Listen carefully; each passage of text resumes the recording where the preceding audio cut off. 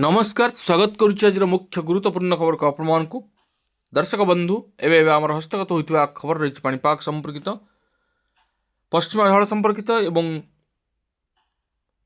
केते दिन पर्यंत शीतर प्रकोप रहिबो एवं केउं दिन ठारू शीतर प्रकोप कमिबाकू जाउछि से संपर्क संपूर्ण विवरण मु आपनमानकू ए वीडियो प्रदान करबी से आपण निश्चित वीडियो को प्रथम शेष पर्यंत देखिए जब वीडियो भल लगे पाखे थी लाल बटन द्वारा निश्चित सब्सक्राइब करेंगे पाखे आसुवा बेल आइकन बजाइदेवे और ऊपर आसुवा ऑल नोटिफिकेशन क्लिक करके भूलें जहाँफल एभली वीडियो सर्वप्रथम आपण मान निकट में पहुँच पार तेज आसत जाना आज पाणीपाग संपर्कित विशेष गुरुत्वपूर्ण सूचना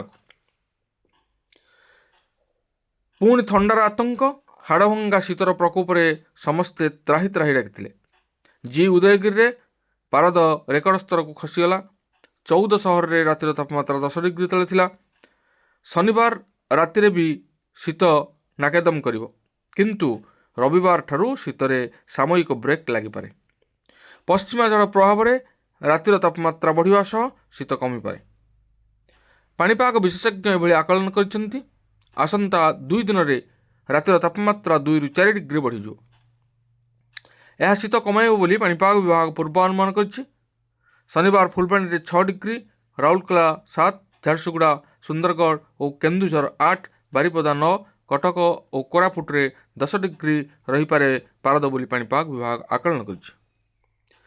20 तारिख जाए विभिन्न स्थान में कुहुड़ी देखाजिब बोली कहुछि।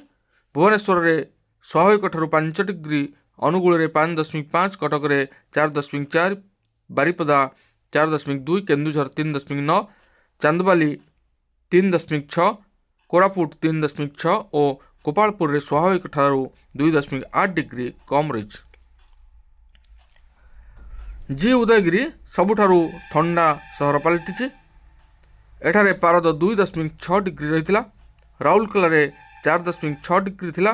झारसुगुड़ा एथर शीतरे 73 वर्षर रेकर्ड को 5 थर भांगी सारे। गुरुवार राति पारद 5 डिग्री थिला। रातिर तापमात्रा स्वाभाविक ठारू 7.5 डिग्री खसी जाइथिला। गत 9 तारिख में एठारे सर्वनिम्न तापमात्रा 4.6 डिग्री और 10 रे 4.5 डिग्री रही।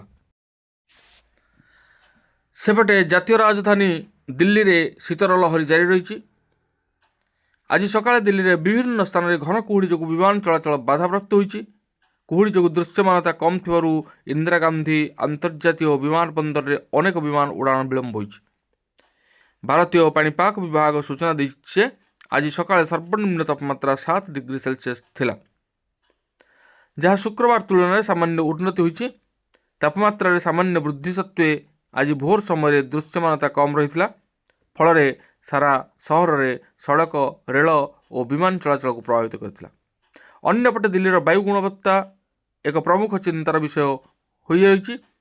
केंद्रीय प्रदूषण नियंत्रण बोर्ड तथ्य अनुଯାयी शनिवार सकाळ प्राय 7टारे जातीय राजधानी में वायुर गुणवत्ता सूचकांक 368 थिला, जहाँ यह अति खराब वर्ग में रखा जाइछि।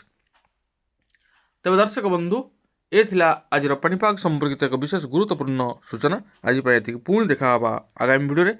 रोज धन्यवाद, नमस्कार।